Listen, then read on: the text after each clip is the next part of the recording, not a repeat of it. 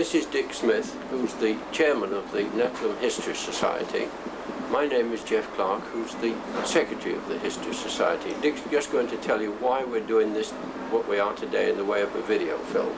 This is part of a project undertaken by the Nettleham Local History Society to record the history of Nettleham from its earliest days right to the present day.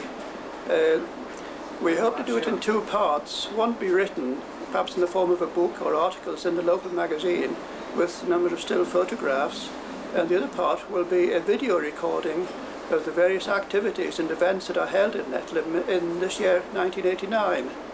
The first one today is the Senior Citizens Annual Party, which is being held in the Four Seasons at held at Dunholme, and we hope you'll get a record of this, and we plan to go around the various tables and interview some of the elder people and get reminiscences from them about the village, telling us what they can. Thank you. I'm back a bit. After this, one look at this. Oh, sorry. This is it. Okay. Well, Love your neighbours. Oh, aye. well, 7 o'clock. No, if we can assemble you. No, come a bit further up, darling. Come on, stand near to me. Come on, stand. Come here with me. Now you can get You'll get a real close up here. Well, it's into photo. Let's have a video. Yes, a video. I brought her. I didn't know she was. Come to you. Oh, I carry you. Sorry. They're filming. Nice to see you there, Father. There's a lot of you people I don't know, but some of you know me as Geoff Clark. Yeah. A lot of you will know me as that, but I know there's Mr. and Mrs. Timms here. There's all sorts of other people. I don't know the names. If you'd volunteer, I know there's Fred there. If you'd volunteer a few names, Elsie at the back. Elsie at the back. Yes. Please. Clayton. Mrs. Clayton. Edie Dawson. Edie Dawson. Miss Everton. Miss Everton. Mr. and Mrs. Byrne. Oh, I'm sorry. Don't. Yeah. All right, Jeff. Harold and Joe. A few more names. Mrs. So let me get my shoe off and then I'll... That light at the back, if we can avoid. Fred, stop where you are. That's it. That'll do there. Now we go to Mr. Now a few more names, if you will. Sims, Mrs. Sims. Mrs. Sims. Mr. Williams. Mr. Williams. Mrs. Scobie. Mrs. Scobie. Mr. Atkinson. Doris Ambleton. Chamberlain. Ambleton. Ableton. Well, that's the fair cross-section to begin with. We're hoping to catch more as they come in. But we'll tell you a little bit more about it. We're going to, Dennis Turnell is going to tell you about what it's all about a little bit later on. Thank you. Thank you. What was that? We're doing a film of you, all being well. You're all out of Nettleham. Just a second before you go past so we can catch you. Mrs. Straw, I am. Mrs. Straw. Smith. Mrs. Smith. Mr. and Mrs. Ransom.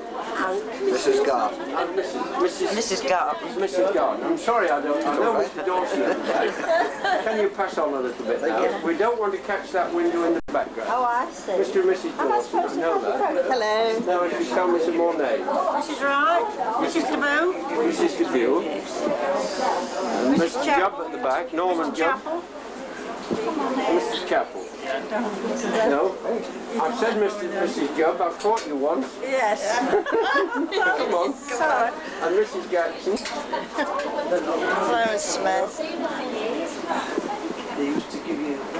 Oh, Mr. and Mrs. Scott, I'm sorry, I can see the names now. Oh, you know that one. Yes. Do we have to show her tickets? No, you're not showing the ticket. Mrs. Hesketh. Yes. Who knows me by name? Mr. and Mrs.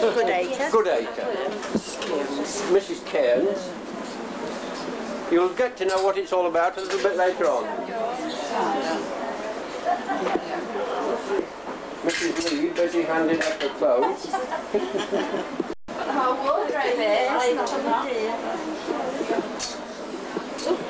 Oh, it's Mrs. Baker. I'm sorry, I didn't recognise you. Yeah. Hello, Geoff. Hello there. Hello, Geoff. Now then, there's one of the organisers with his prizes for the raffle. Hello there. Can you give me some names? I can't put them all on. Morris Trowbridge. What do you want? Morris Trowbridge. Yes. And my wife. I know that one. I don't know who that is. Mrs Beale. Oh, yes, thank you. Mrs Trowbridge. Oh, I see. Mrs Sisson. Oh, is she still at it? Yes, she's still there. Mrs Ruth Williams. Williams. That's right. Good. We're catching a film. Oh dear. How dreadful. That'll break the camera. How are Tell you, us Dick? your name. Yes, Mrs. Reader. Reader. Mrs. Roberts. Mrs Roberts. We're catching a film of you. Hello. Can you tell us your name? Mrs. Martin. Mrs Martin. Mr. and Mrs. Wollerton. Mrs Wollerton. Mr and Mr George Wood. Where's the cat? I don't know him. Nobody else, Miss Eames. Can you tell us? You're going to be on film. That's Miss Eames. I know Mrs Trowbridge now. Yes. Mrs. Miss Eames. Miss Eames. Miss Eames. Hello.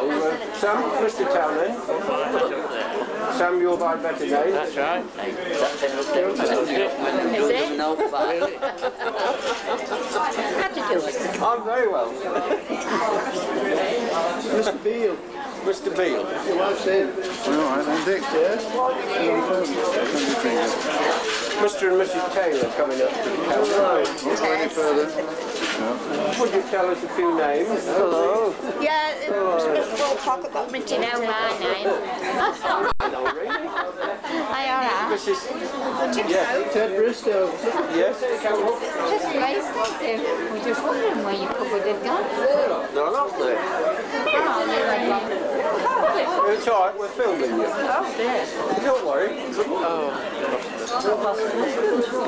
Do you know these names better than I do? Somewhat, Geoff. I mean, you should know a lot. Oh, I didn't recognise you. It gets prettier every day. We're catching the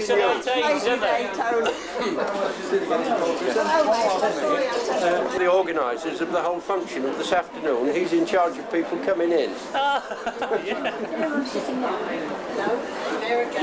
I'm getting a P45 for you. Mr and Mrs Lawrence and Mrs Jordan coming. We're catching a film of you. We'll get to know all about it later on. I was coming without We're not doing anything that we shouldn't do. No, it's not a naughty movie. Mr. Jordan? Mr Jordan. It is. Yes, how are you? That's it. Jonah? Long time since I saw you. Afternoon? Yes. Now I'm lost here now. Sorry?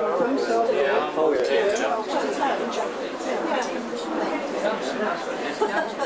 Could you give me your names, please? Mrs. Johnson. Mrs Johnson. Mrs Johnson and 11 Harley. Mrs. Ellis. Mrs Ellis. Yes. Mr George Foster, we do know. Know that one. Would you give us your name, please? Would you give us your name? Yeah, Mrs. Ashmore. Mrs Ashmore. Yes. Thank you. Brinsley. Mrs Brinsley. Mr Brinsley. We're taking a photo. Can you tell us your name? Mr Birch. Yes. Yes. Good. Carry on now. Would you tell us your names, please? Green. Diet and Green. Thank you. Hello, Joyce. Mrs Joyce. Thank you. That's Mrs. Smith here. We know this Mrs one. Smith and Mr. Mr. Smith. Oh, I'll take photos. Yes. I'm dear later. Have you? I'm Morris. I see somebody walking out with a dog just before we came. Hey? Yes. I was cutting the lawn so quickly, you know. Hello. All right. Yes. Film staffer it is. Hello. Yeah. Can you tell me the lady with you? Oh, yes, Mrs. Nelson. Mrs Nelson. Bronwyn Nelson. Bronwyn She Nelson. lives in the Rookery. In the Rookery? Yes. Oh, thank you. It's Mr. Clark. You'll get to know all about this later on. He's filming. Oh, is it? Oh, lovely. Can you tell us your name? Camping.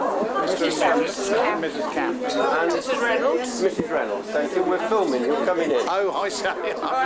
Miss Isaac. Thank you.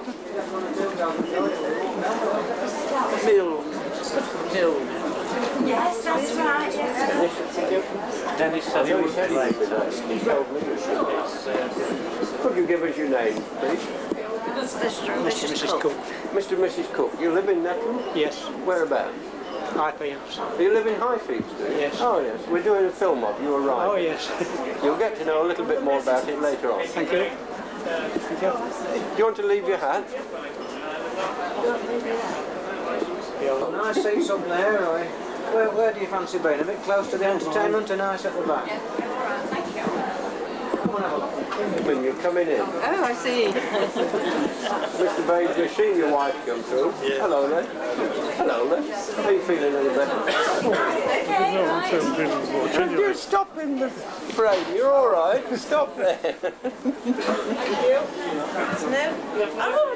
What is it with your name? Yes, sorry, you're in the way of the camera. Hinman and Clark. Oh, not Clark. Oh, definitely. There's lots of Clarks in Nettleham. There used to be.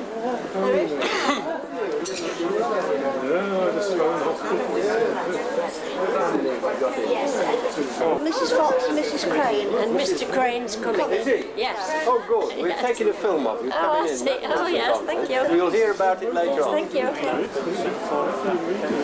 Yeah. Could you give me some names, please? Mr. and Mrs. Hurd. Mr. and Mrs. Hurd. 10 Greenfield. Thank you. Mrs Ashmore? Mrs. Ashmore. He's behind. Is he coming? Yes, he's coming. When he gets there. So are you together? Carry on.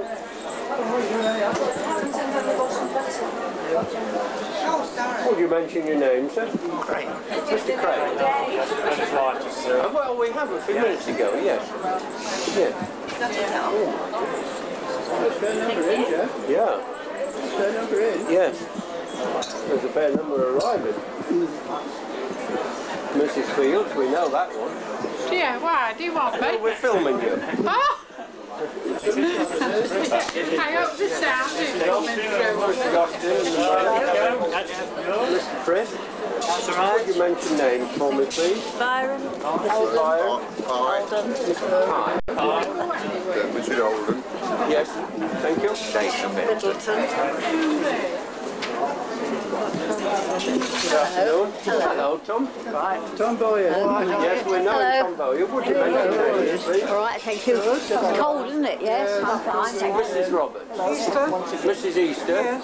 And Mr. Easter. Yes. Oh, in the pictures, oh my. Yes.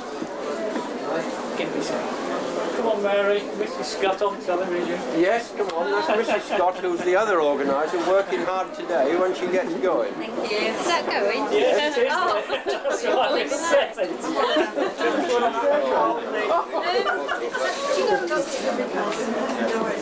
Mr. Charity, come here a minute.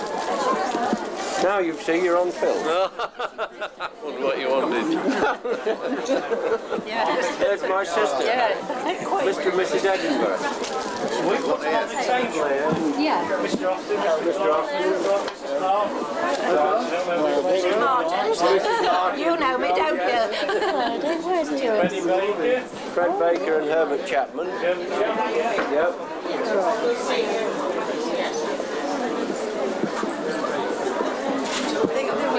Would you tell me your names? Yeah, Mr. and Mrs. Scott. Mr. and Mrs. Scott. Well, we've had some Scotts already. No relations. Hi, Lees. Hi, Lees. Thank you. Sorry now. Mr. I don't know his name. Donna. Donna. Donna and Andrew. Donna. I couldn't think of his name. And Andrew. He's on camera. Yes.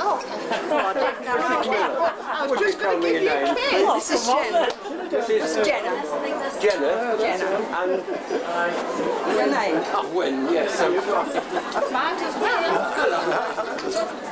Who's that whole thing round there? There's a certain person you can throw out to start with, Mr. Clark. That's Mr. Sutton. That's Mr. Sutton, yes. Miss Proctor. Mrs. Proctor, thank you. Mrs Gibbons. Mrs. Gibbons. Mrs Ashworth. Mrs. Ashworth. You all live in Nettleham? Yes. Yes. Thank you.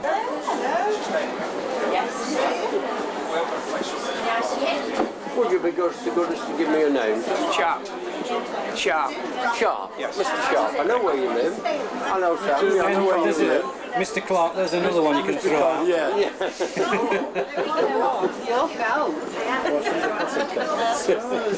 Hello, Mr. Clark. Name? Marjorie Salmon. I know Mrs. Salmon. Yes. So Sharp. Mrs. Sharp. Oh, Mrs. Sharp. Oh, yes. Yes. Thank you. Mrs. Priestley. Mrs. Priestley, of course it is. Yes. Mr. Priestley. Good afternoon, Rick. No, Mr. Priestley.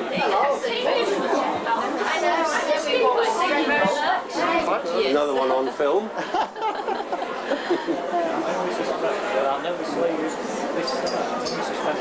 We're filming you, coming in. Oh, you say we know. That's right. Mrs. Hesketh there. We are filming you. Oh. And you'll get to know more about it later on. Don't tell her that, she'll be dancing up and down here all day.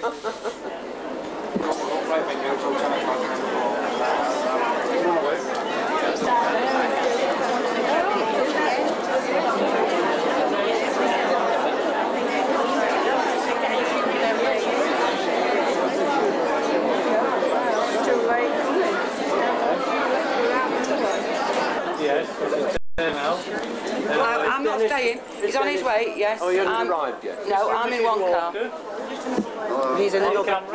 No, it's all right. We're filming you. Oh, sorry. Okay, so I'll see you tonight. Yes you want. Don't run away. We're nothing dangerous. We're going to tell you what it's all about later on. Good. Would you tell me your name? Mrs. Hugo, Mrs. Mays. Thank you. Mrs. Hugo, Mrs. Mays. Hugo. Hugo, yes. Yes, I'm more. More? Oh, is that worry? Oh, I've spoken to you over the telephone. My name's Geoff Clark.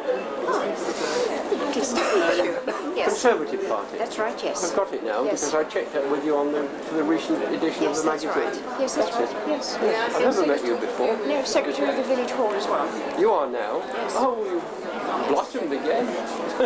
Well, what else do you expect when you're nearly 70? That makes two of us. Riverside. Riverside. That's right. Well, I live Riverdale. on the end of Riverdale. yeah. Yes. You've got it now. That's Mrs. Freeby. We're filming. On his Don't- way somewhere. Carry on. Come on, Herbert, you're on television. Take your hands out. Look smart. Take your hands out. Hello, Mr. Grave. Hello, Jeff. Mr. Turnell here. Hello. The main man. The main man. This is Dennis Turnell. He's presently the landlord of the Brown Cowage at Nettleham, and he's chairman of the Senior Residents Committee who have organised this whole thing for a number of years. A lot of people are grateful for Dennis for the amount of work that he's put in over the years for this very fund. He's got a nice little committee with him, but Dennis is the moving strength behind it, and I'm delighted to introduce him to you. Thank you, Jeff. Well, we do our best. Well, we've been through. And a great committee. We've got everybody to come in, so Lovely. most You've by done very name. well. Most by name. I like your film man. Great guy. Thank you.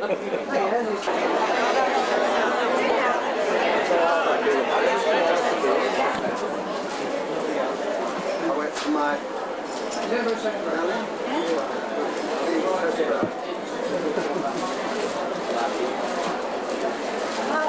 Come on, come on. Mr. and Mrs. Vernon Smith. Just before you go, Molly. Molly is the daughter of the Port family who owned a lot of the village green area, particularly the house alongside the plough and the plough pub for a long time. And her mother died at recent times at the age of something like 90. No, 92. And I think they came originally from the Midlands into the village about 1850. Well, we reckon that the vicar's side Yes. goes back to about 1650 as far as we can trace it. 1650. It's an interesting thought, and we must get them to join the History Society. Thank you very much, Mike. Thank you, sir. Tell me your name. Mrs Hodge. I ought to have known it, but I'm stood here trying to recognise so many people. The name's just We'll tell you all about this a bit later on. Yes, okay.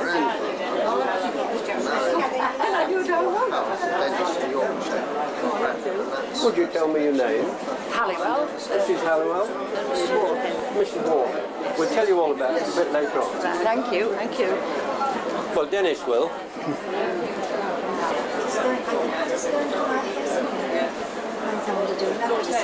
Mr. and Mrs Stepney, my next door neighbours in Brookfield Avenue, and Mrs Hall, H-A-W. Mrs Hall, H-A-W. Yeah, Don't lives know on where you live. Ridgeway. She lives on the Ridgeway. Oh, Ridgeway. Yes. Jolly good. We're Her filming daughter's you a all neighbour coming of in. my daughter. Oh, I see. Now we've got the connection. Yes. We'll tell you a bit later on what it's all about. Hello, Dick. I see you. Yes. To interview. So it's only a resident. There are people now. No. You tell myself I can't.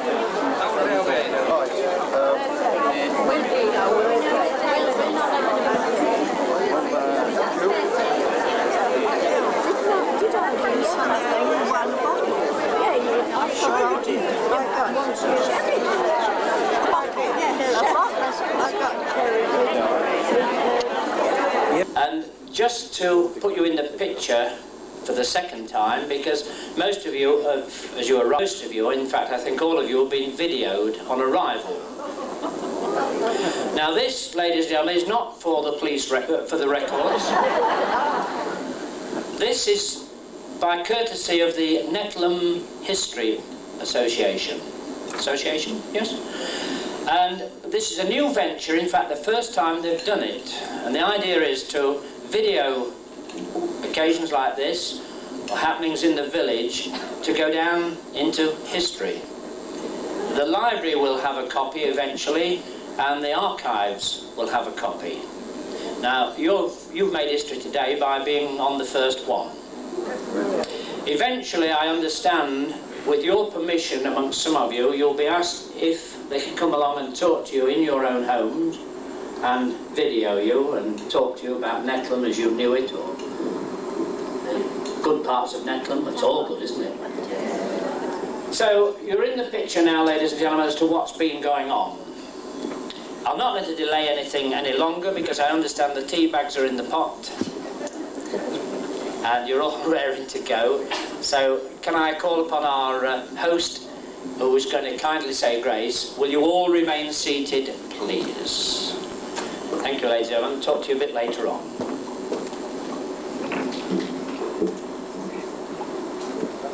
Hands together, eyes closed. For what we are about to receive, may the Lord make us truly thankful. Amen. Get tucked in.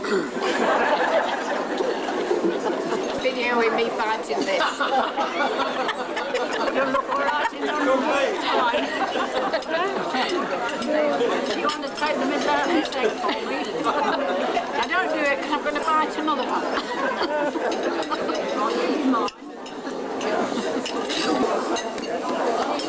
Will you have it? No. Why don't they like it?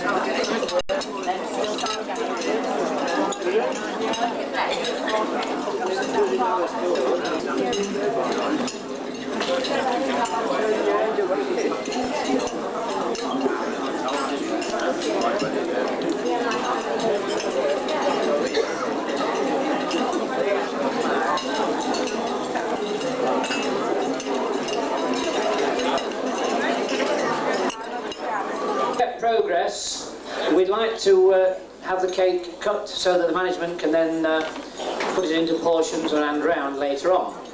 Now, each year we've had someone different to cut the cake, as you'll probably remember over the years, and this year we've asked a gentleman that's been on the committee, I believe, ever since its instigation, some 25 years, he and his wife to come along and cut the cake. So could I ask Mr. and Mrs Bill Timms to step forward and put the knife to cake?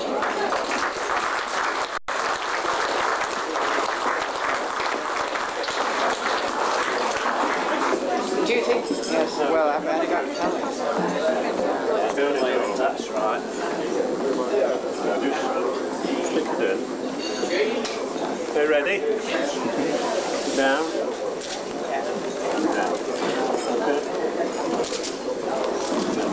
Thank you, ladies and gentlemen. And now Barbara Austin, one of our committee ladies, would like to present a bouquet to Mrs Timms and a buttonhole to Bill.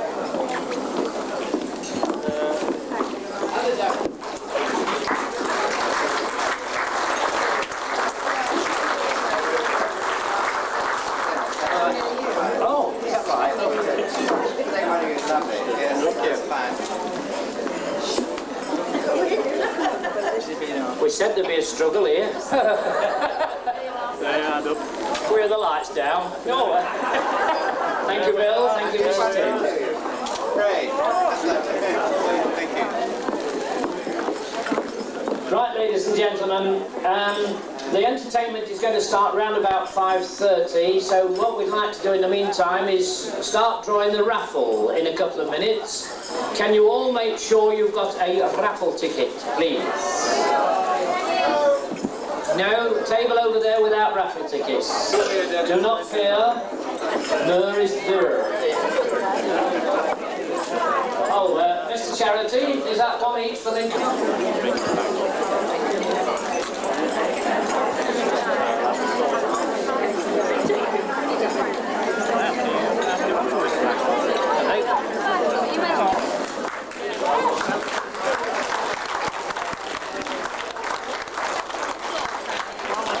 And the apples have been washed.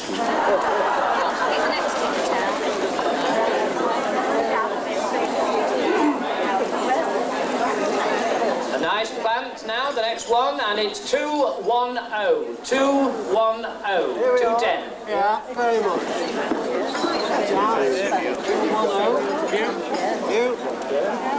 Next prize, ladies and gentlemen, a beautiful tea caddy full of tea. I like mine fairly strong, whoever wins this. And the wife's away till Friday. 104. 104. That's rather nice. A man with a red dog.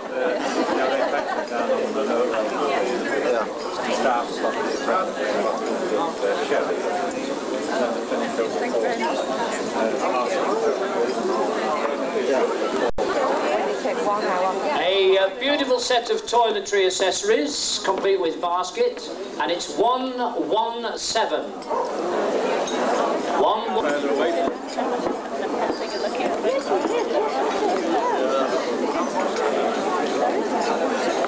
There you are, ladies and gentlemen, the next prize on display for you. Beautiful shawl or blanket.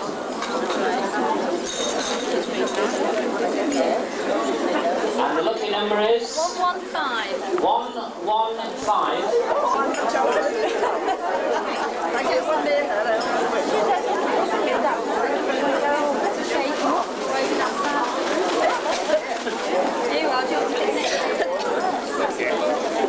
What's the nice cream sherry? 239. 239. Box of Dairy Box chocolates. Here's the next prize. Thank you very much. Oh, do I pick one? Yeah. I'll pick yours. Please do. I can't feel it. 39. 39. Steps, 39. 3939. In the 1 and 9s at the back. Another bottle of cream sherry. 110 or above? Right, shall we start more realistic then? Shall we go for 90? Anyone 90 or over? One lady here, yes. Anyone else 90 or over? Don't see any more hands anywhere? We shan't tell anybody, you know, if you want to keep it a secret. Now then, darling. 1897. Ladies and gentlemen, the lady will be 92 on the 22nd of June.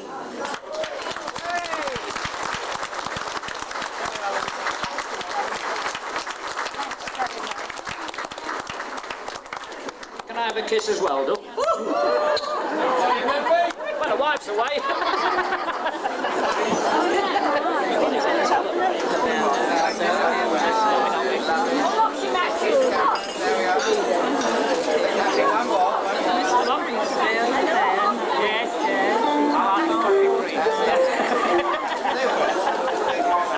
Well done, darling. Thank you.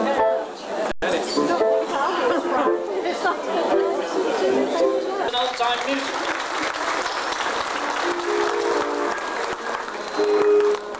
Good afternoon, ladies and gentlemen. We'd like to start our show by singing a few well-known choruses. I hope you'll all join in.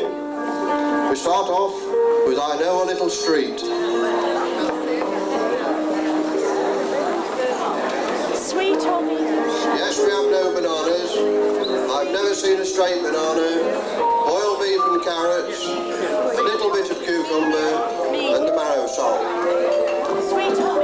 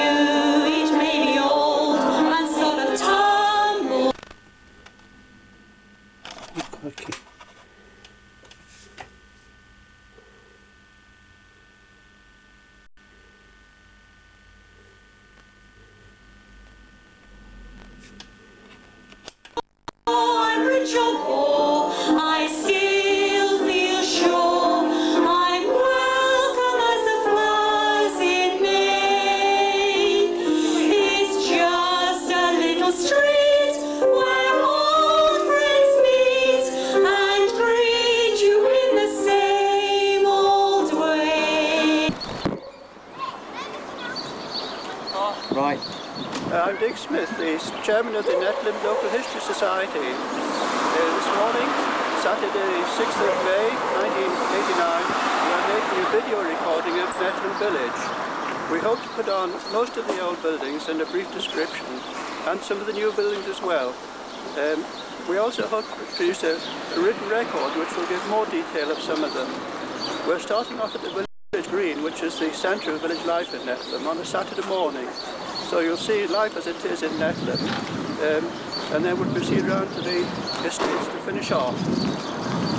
And is the church with the new face on the clock, which was put in only a matter of 3 years ago on this side of the church. And the side of the church in the view is the plough-in, which is dated into the 18th century, alongside the house occupied by Mr. and Mrs. Smith, and that is also 18th century. And the back of that is a brew house that we might be able to cover later on. In the background is the brew house that we may be able to contact later on, just to show it as an ancient relic. 2 small cottages, semi-detached, followed by a single one, now occupied by strangers to the village. Opposite is the Black Horse public house, which was originally the village poorhouse around the 1800 mark. Alongside is the house occupied by the owners of the Black Horse, and small cottages occupied by older people, now retired. Roof over the top of the lilac trees is the one originally built about 1884 by the well-known character of Nettleham, Bill Bailey, after whom the village playing field is named. Alongside it now are shops which have recently been built from the ruins of the old stables belonging to the manor house of the village at one time, a small cottage, and then the house occupied for many years by the village doctors, and we'll try to show the room at the back of the house which was occupied as a surgery, where village members went and merely sat in a queue, and the nosy could really listen to what the doctor was saying through the doorway to his patients. But that's all in the past, and we hope to show later on the new surgery, as we call it now, although that is due to be replaced in the next coming years.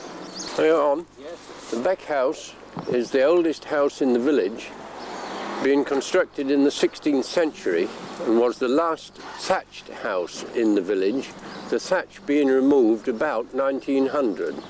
We can't definitely put the date on it, but it's not far away from that time. We hope to go inside the house a little later and look at a very ancient fireplace. I'm finished. This is the largest village store, being owned by the Lincoln Cooperative Society. It was built in 1865 by the grandfather of Mrs Hesketh, who still lives in the village. It was occupied by that family until 1921, when it was sold out to a family by the name of Larder, who traded in the premises, looking similar to the photograph that the camera is looking at now. Occupied by a retired person. Alongside it, one of the village shops, selling a variety of goods, from flowers through to greeting cards to all sorts of trinkets and small items. Alongside that is the large building which was built about 1898 as the then Village Institute. It's now occupied by the Royal Society of Nature Conservation as their All England headquarters. And alongside that is a 16th century house occupied for all those years as a dwelling, but now occupied as a storeroom, and recently been sold to become an optician's shop. Alongside that is one of the village shops as a delicatessen, selling a variety of goods from tinned food through to fish and fresh meat. And beyond that are cottages. In the very far distant, next to the church, is an 18th century house which has recently been altered considerably to bring it up to modern day standard. Erected in 1921. On the one face at the front mentions the First World War, 1914 to 1919. From the First World War, of some of the most ancient Nettleham names, particularly the Sawyer family, the Parkers, the Proctors, the Millingtons, the Nicholsons, and the Needhams. All these are village families that still exist in today's life. From the 1939 to 1945 war, have got brothers and sisters still living in the village now, and certainly have got family members of all of those mentioned on the names. Completion of the names for the 1914 war, and particularly I mentioned the Hood family, who were then the squires of Nettleham, and they lost 3 sons in that war. Other names, the Atkins, the Bakers, the Cams, are all old and ancient names, particularly the Jubb one at the bottom. That's still very much a relevant name in the village, and has been from time. Old brew house of the village pub. In those days, of course, all the pubs brewed their own ale, and this is the one in connection with the pub where we're now standing. Now it's used as an outbuilding for the cottage. You know, we're not... Look in your next magazine. Yeah. June edition of magazine. We're going to publish it there. This garage stands on the site of the original Jersey School, built in 1786. A school for Nettleham children, as a school of industry apart from a limited education. The wall at the far end, beyond the black car, is the original wall and is the original extent of the Jersey School. The outside wall came in line with the petrol pumps as far as we...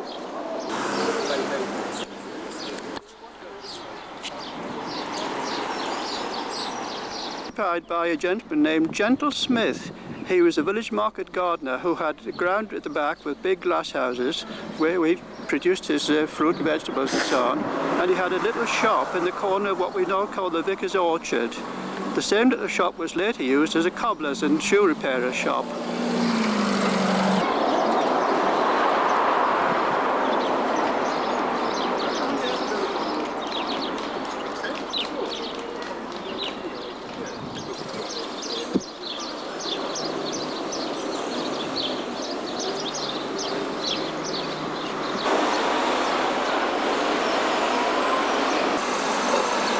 This bridge. Originally this was a ford, one of three in the village. The bridge was built at the time of Queen Victoria's Golden Jubilee. It's an old village school which was in use until the new school was built in 1956. The old school was built in three parts, the first part in 1858 and the last part in 1902.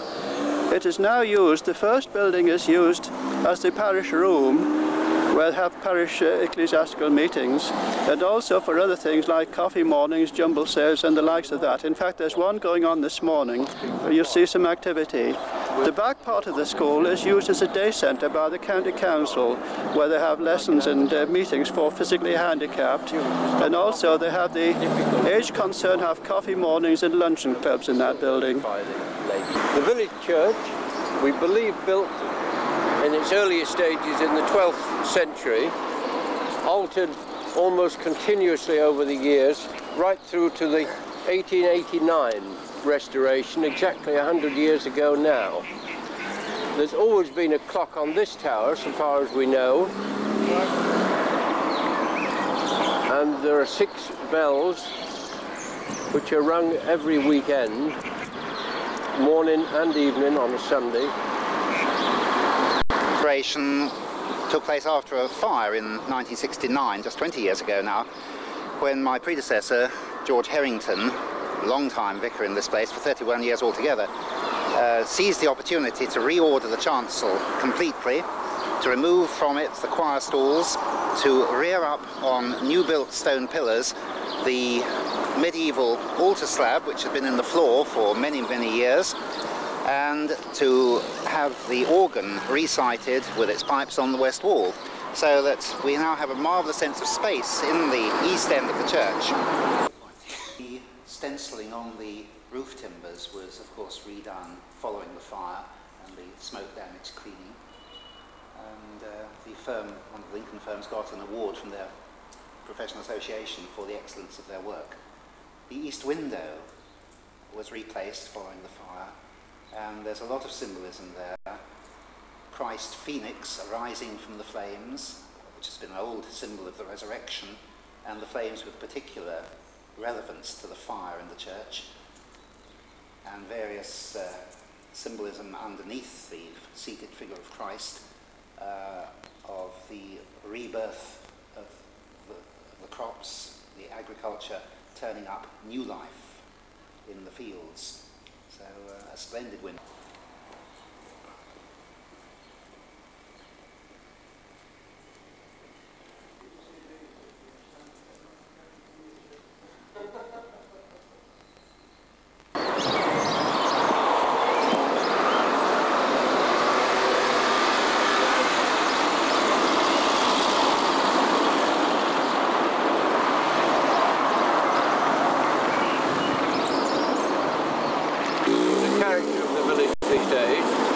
Fred came to my family in 1926 when we lived at Welton and has lived with the family ever since.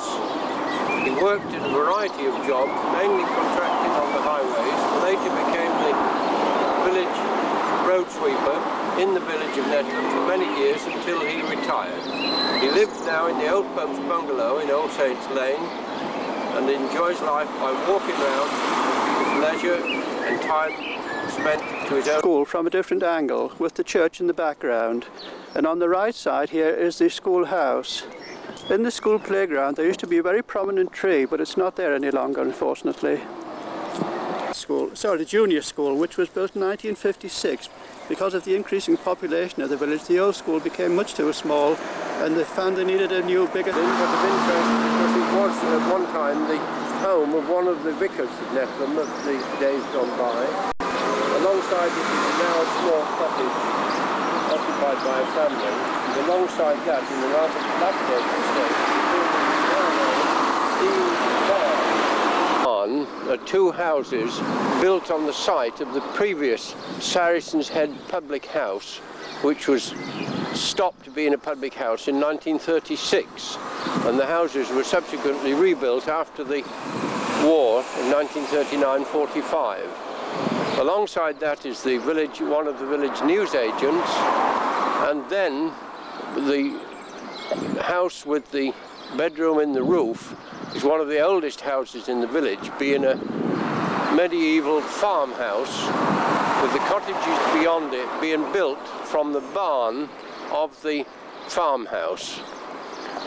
In the very distant, on the left hand, on the distant, is one of the oldest houses in the village.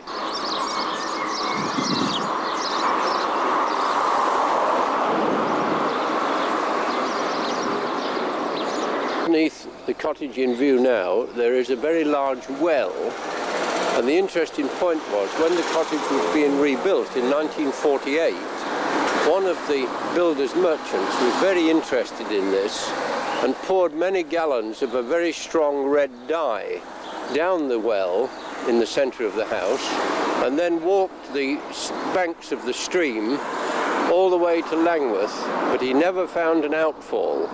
And in fact, it's since been discovered that there are wells under most of the houses on this side of the street, and they join up to an underground stream. Beyond these cottages is the site of the Bishop's Palace that we shall come to in a few century cottage, with again a well underneath it, but been well restored over the years to modern day standards. That we have left in the village now, there was at one time 3.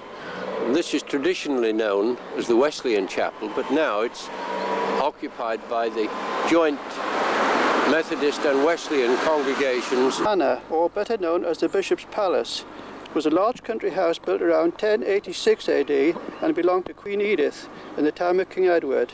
It continued under the Crown until 1171, when it was given to the Bishop of Lincoln. In 1536 it was despoiled in the Louth Uprising, and in 1630 as stated, it has for 70 years and 10 and more been deserted and not habitable.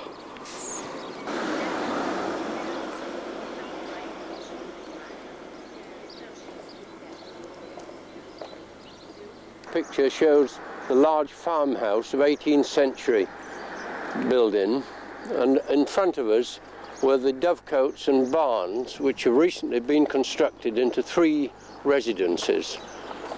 Architecturally it's rather good compared to what it was, and been done in a tasteful manner. It's been reconstructed to very modern standards. Was the site of the original Wesleyan Chapel in the village, built in the early 1800s, and was occupied for many years as a farm yard, and this was the barn held by Mr. Booth, who was a small local farmer. It has been rebuilt, as you can see it now, and is now in the occupation of John Dixon, the son of Dixon and Hobb, the building firm that had developed most of Nettleham as we now know it. This is a row of small cottages previously occupied by farm workers and now mainly by retired people.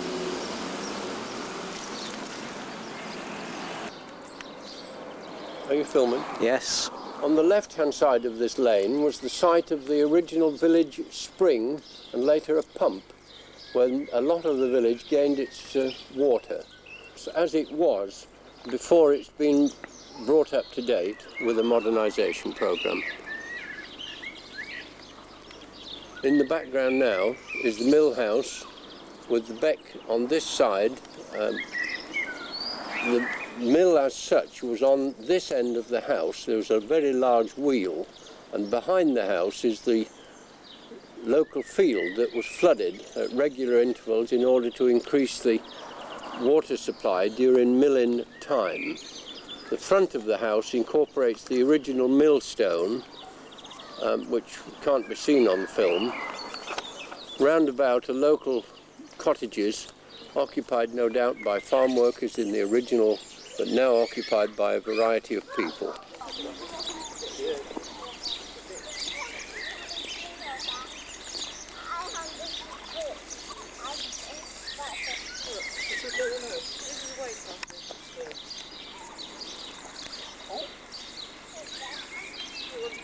In 1920 is a private house, and licensed in 1792 for the first time. The White Hart has been a pub all over the years.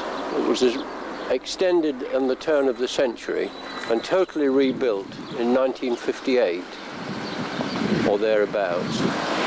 During those alterations in the 50s, a bread oven was found which was considered to be a unique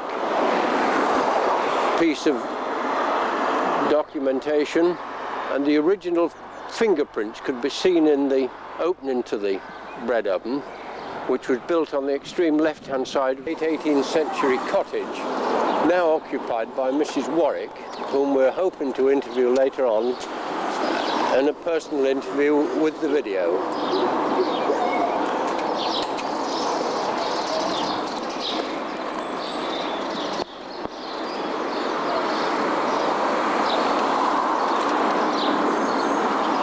So-called because the old vicarage is behind the trees, and we're panning round to show Beckhaus, the original filming part of which we showed earlier, as we're going inside to show part of the fireplace arrangements in the Beckhaus. Fireplace of Beckhaus. This was the original beam, but we believe was burnt out. Beam, and the fireplace has been built by Mr. and Mrs. Woods to show a type of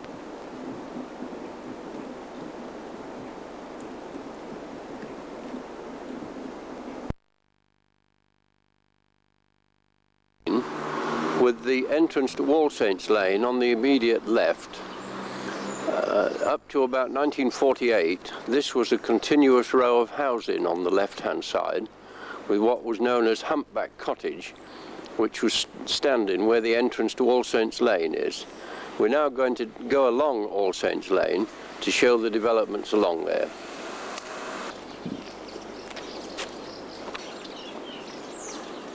Housing a village, it consists of three elements. First of all, we have council bungalows, which are occupied by elderly people living more or less a normal life. Here we have Church View, which is a block of council flats occupied by elderly people living almost a normal life, but with attention from a part-time warden. And thirdly, we have Linelands, the county council home for the elderly. This is where they live and have full-time attention from the staff. We find that some old people start off in the bungalows, then find their way across to Church View, and when they're very old and can't cope, then they finish in Linelands.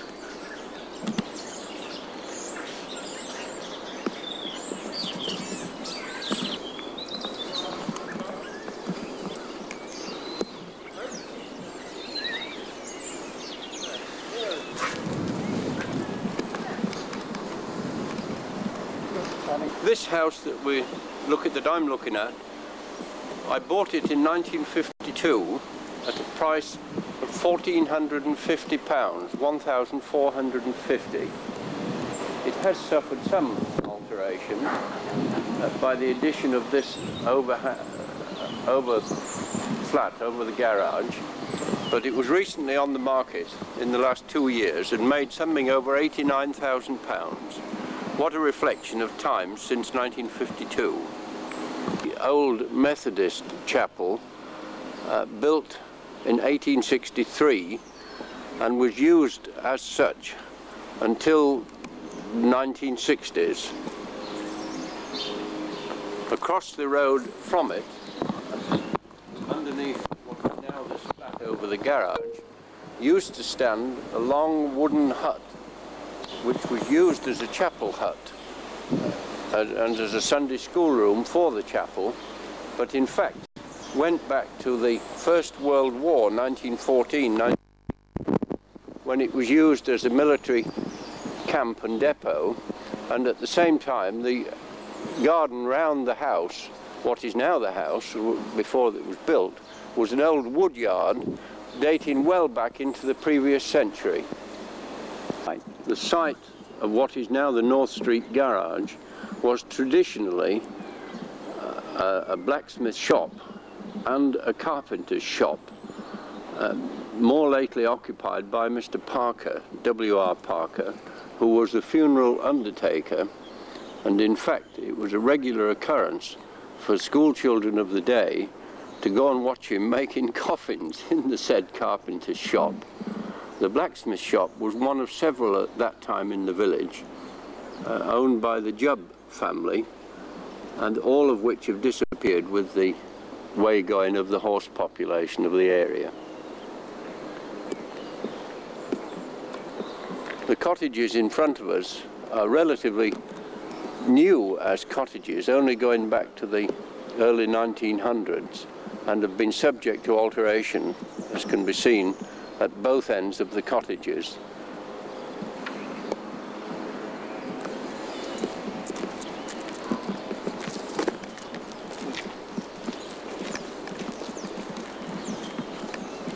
On the left-hand side, the red brick houses were traditionally occupied by the road foreman in this first one on the left, belonging to the county council, of course, and the second one was traditionally occupied by the village policeman, owned again by the police authority.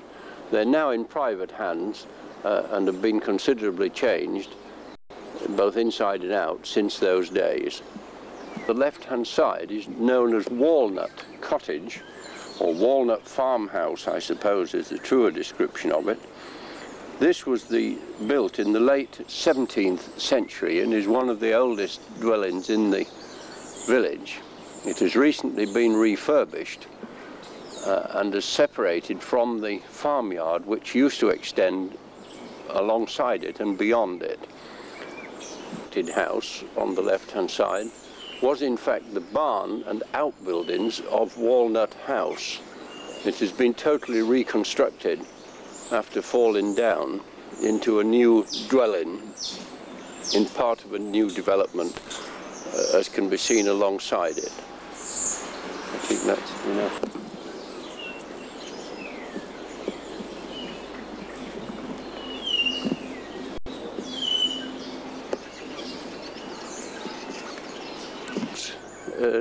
Was originally constructed and built as the village workhouse, where local inhabitants were taken to task and cared for to a large degree, with a supervisor and an attendance daily, both of children and adults, for work to be allocated to them.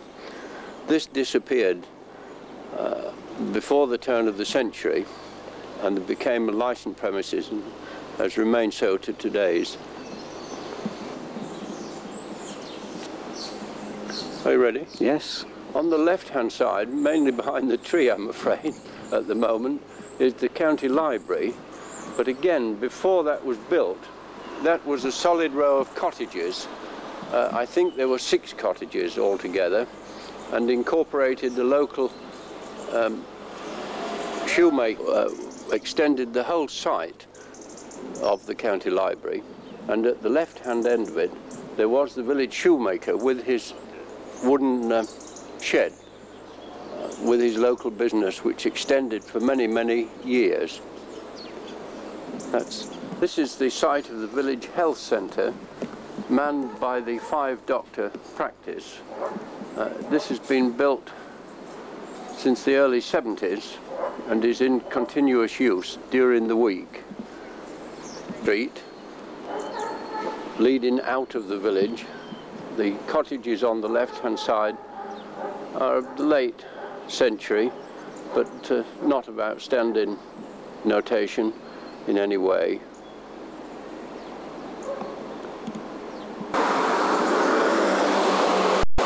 Late 18th. So. Some eminence in the village. It was built in the late 18th century and was used for some time as a farmhouse. You'll see that it's called the Old Vicarage, and the reason for this is that in 1856 the Reverend Alexander Stewart came to Nettleham and lived in this house until the new vicarage was built in 1859. That is the new vicarage in Vicarage Lane. That is why it was called the Old Vicarage.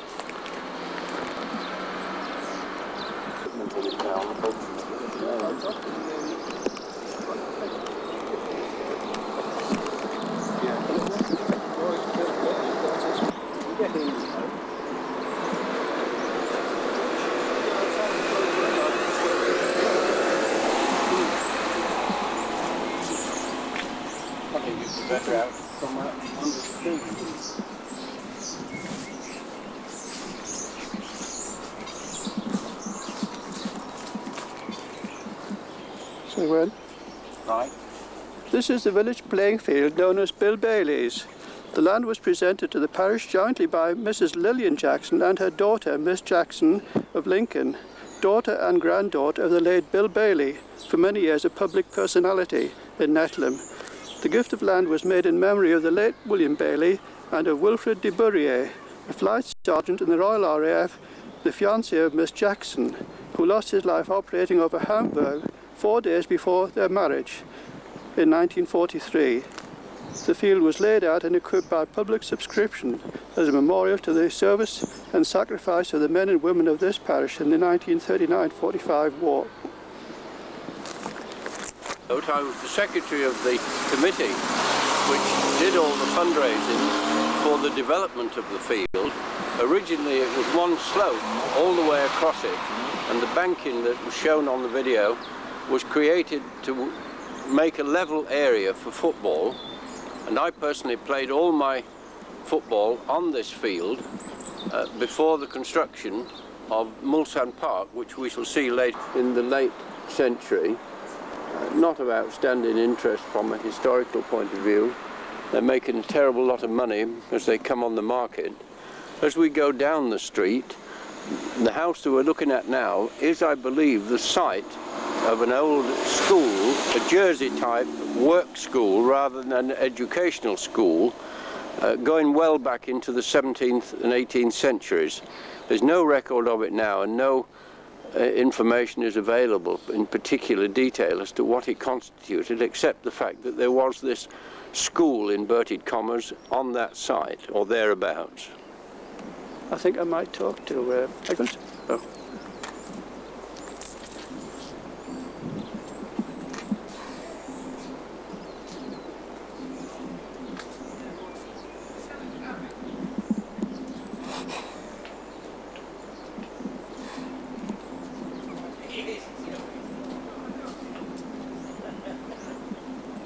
Morning, Brian. Morning, morning.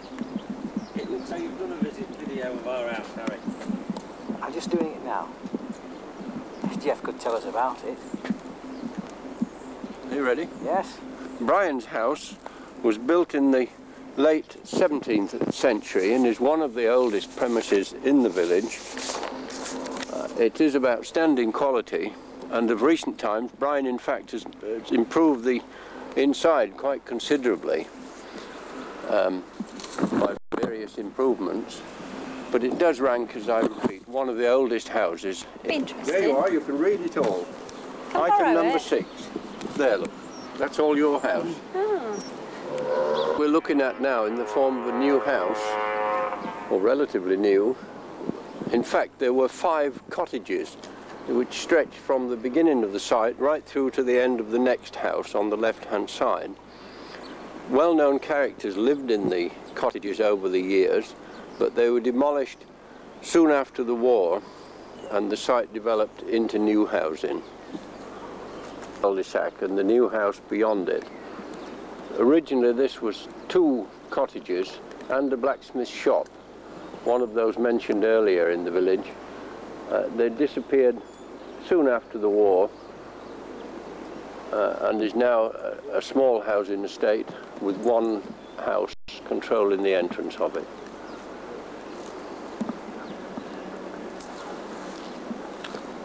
Crescent Close and was originally a very narrow little country lane leading into fields. In fact, just where we stand now, there was a gate leading into the field.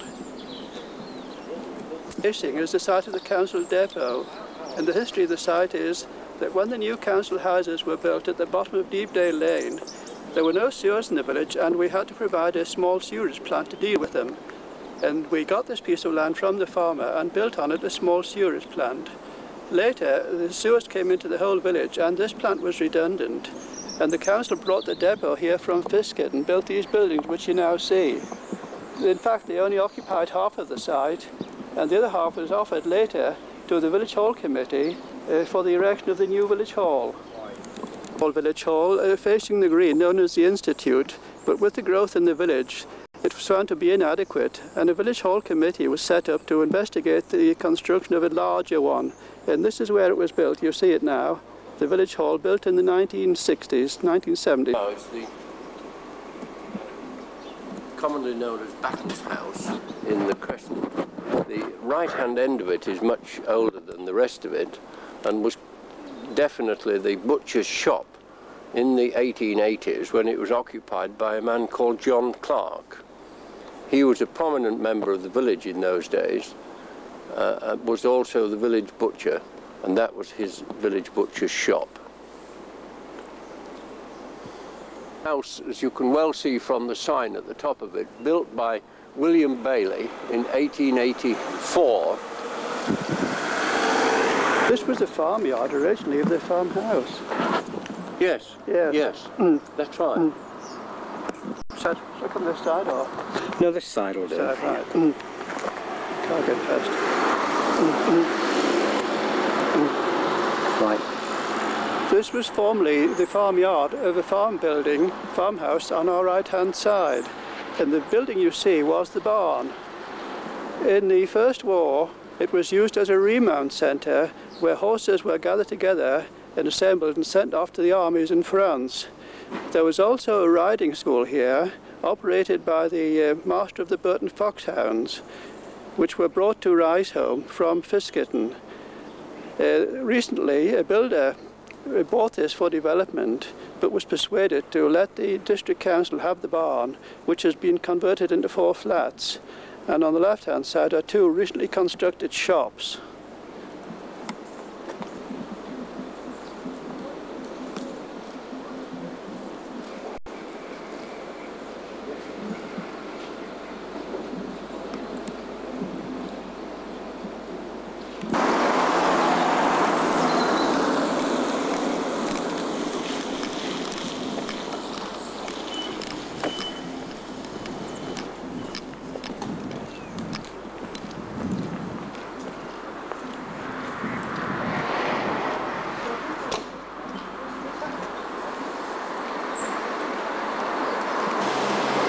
The old village pond, which was parish land. In the 1950s, the Boy Scouts and Guides gathered money and built this new building. Vicarage in East Street, and I referred then to the other old vicarage. This is the old vicarage, which was occupied until very recently by the vicar of Nettleham. This was the one, George Harrington, who died recently, occupied this until just a few years ago, when the new vicarage... Pavilion at Mulsanne Park. The pavilion was constructed in 1978-79 and has been in continuous use ever since. It's attached to a field of approximately 10 acres and caters for all the village sport that we can possibly put on. There are altogether some 8 football teams operate from here, including juniors. There are 5 cricket teams, including juniors, carpet bowls, and as we pan round, at the bottom of the field, beyond the trees that you can't see, but there are in fact 5 tennis courts, 2 of which are floodlit for the use in the evenings, and they are extensively used throughout the year. Also in view now is the major football pitch, which has got a fence round it on 3 sides, and again floodlit lighting to permit football to go on throughout all the months of the year. Having an interview with James Sawyer, who I call the grand old man of Nettleham. Oh, Jim, good morning. Good morning. You hear what I said about you? Yes, yes. Grand old man. Aye, well, that's what you put on my card, didn't you? I did. So, have you lived in Nettleham all your life? Yeah. Where were you born, Jim? At the bottom, east end, the bottom end, the old cottages, they pulled them down though. Looking in the willow field. Oh, yes. Yes. Was that a little farmhouse? No, it was 3 cottages there together. Oh, yes, I know the one. Yes, yeah, and they pulled them down. But you moved around a lot. And then there was a blacksmith shop where they put that road in, the crop. A big blacksmith shop there. Yeah. That was been my dad's yard in there where they made that house on that barn.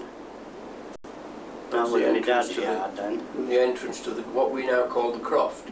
No, that's right. That's where he's talking about. Yes. Was that a small farm? Well, his dad had it. Yes. A small farm. Yeah. How much land did your father have? Hey? How much land did Well, it was all allotments and that. He hadn't town for a deal of land. Oh. He used to do jobbing, wasn't he? Oh, yeah, all the stone for all the roads for the council. Everything for the council. And he did all sorts of other jobs? It was Walnut District then. Yes. Was he what you called a higgler? That's it. What's a higgler? Well, he does all ploughing and all sorts, allotments work and anything, flitting people. He went up to Leicester once. We loaded the man up at 2 o'clock in the morning to get on the green there. In one of them little cottages, and he went to Leicester with him. With his furniture. Sleeps under the under the drayer.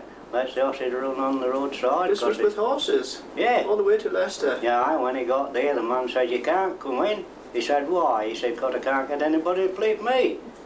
Well, he said, "Bring your bee out." He said, "We'll put your, bring this in and then loading yours up ready for morning." He said, "Where do you want to be?" Another 30 miles further on. He went another 30 miles with us. 2 in a drayer. You're one of a big family? Yeah. 21 twice. 21 twice? She had 21 and one died, and she had another one made it 21 again. So this is how they get the expression 21 twice? That's right. Yes. Yeah. And were you the last of the line, or? No. My brother, he was 9. They found him drowned in the back behind the school. He had a fit. Oh dear. Yeah. 9-year-old. Yeah, he said no end of fits. Yes. And somewhere in the war? Hey? One was in the war? No, before. No, but there was one in the war. Oh, my brother said he got killed in the war, blown to pieces. Yes. And Matt was in the war. Matt was in the war. All through. He said he was 18, he was only 17. Give his wrong age? Yeah. And then when he come home, he couldn't sleep in a bed.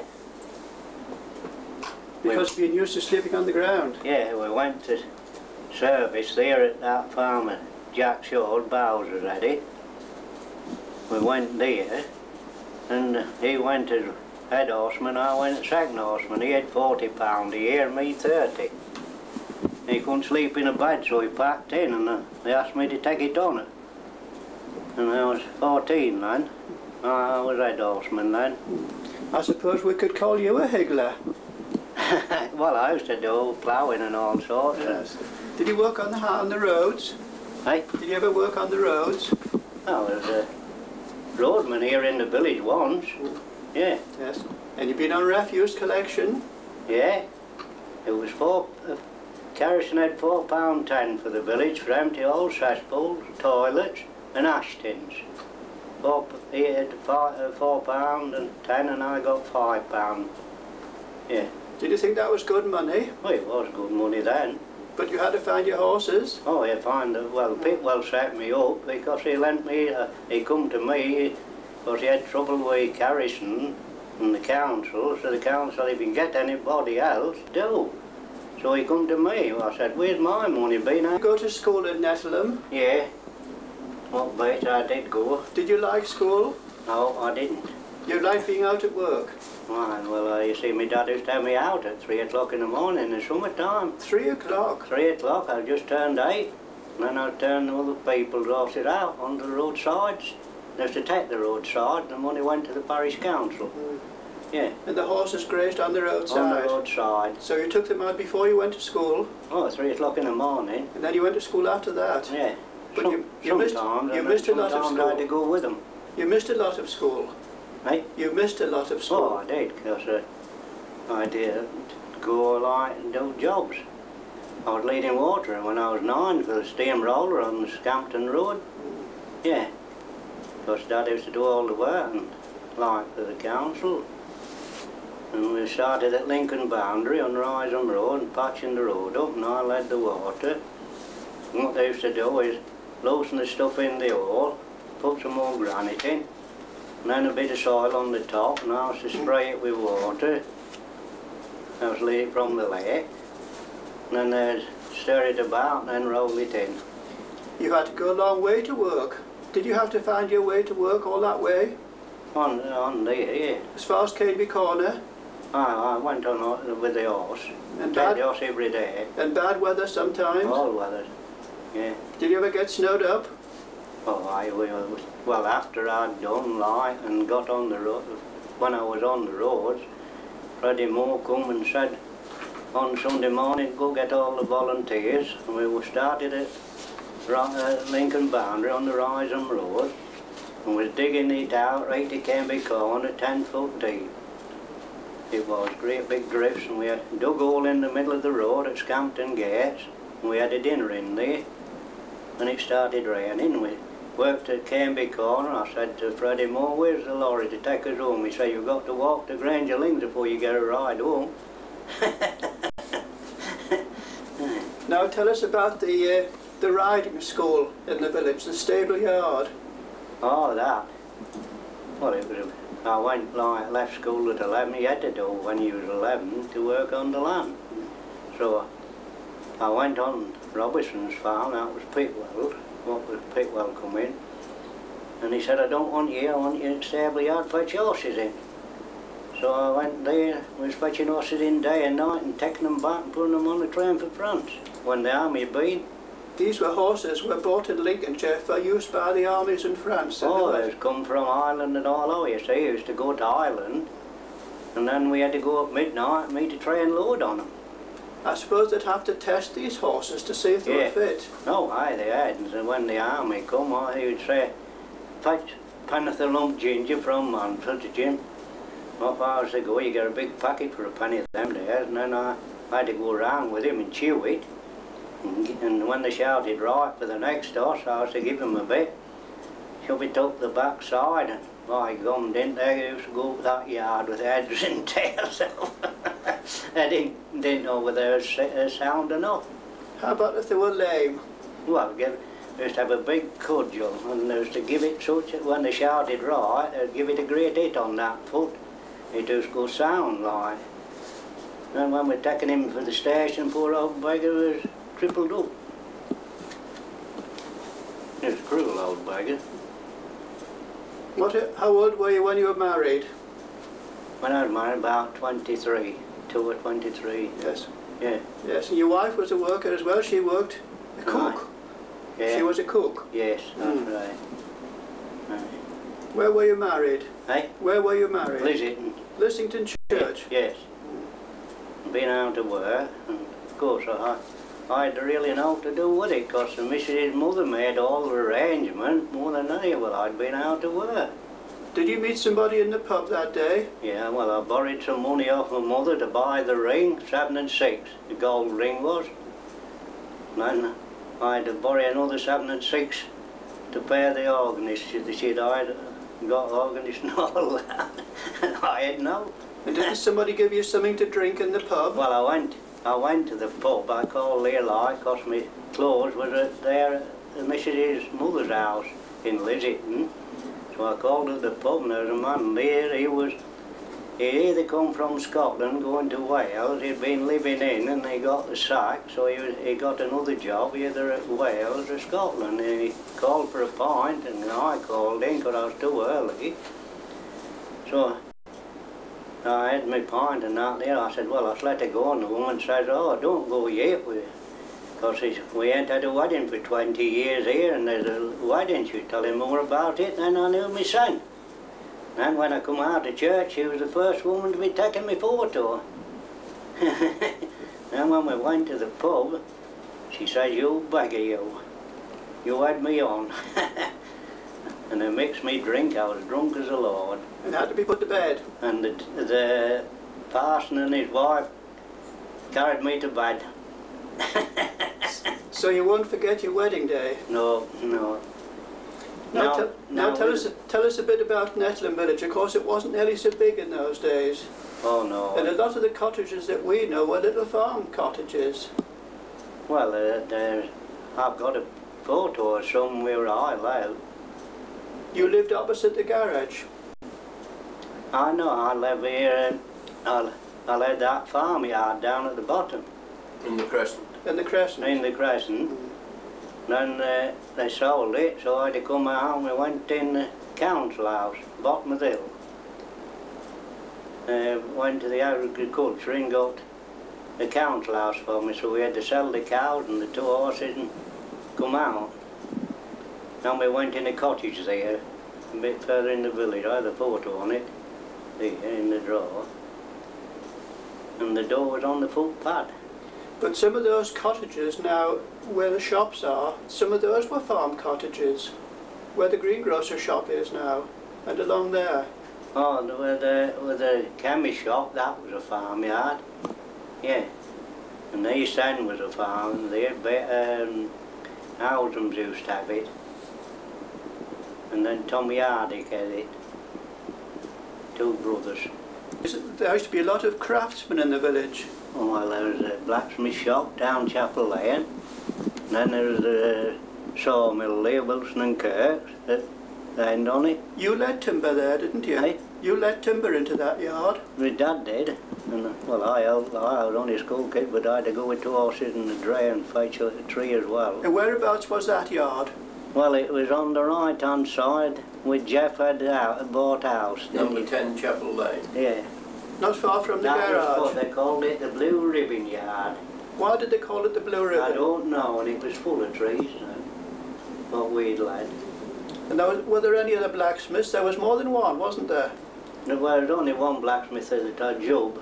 He employed 3 men. Yeah, Job. Snowy Job's father. Was there a tailor?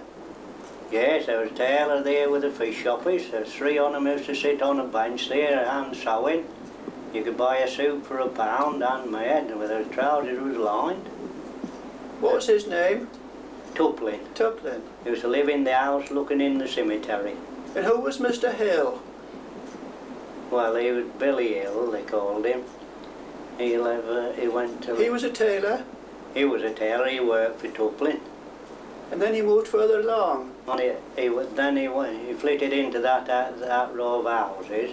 Near then the there church. was a building there, a stone building, just inside the gate. He made a shop on it. At the church corner? Yes. How about shoemakers? Was there a shoemaker in the village? Oh yeah, the cobbler in the cross street. He made a pair of boots for 6 and 11. And 2 big rows of nails right round the sole and the heels. 6 and 11 a pair. Yeah.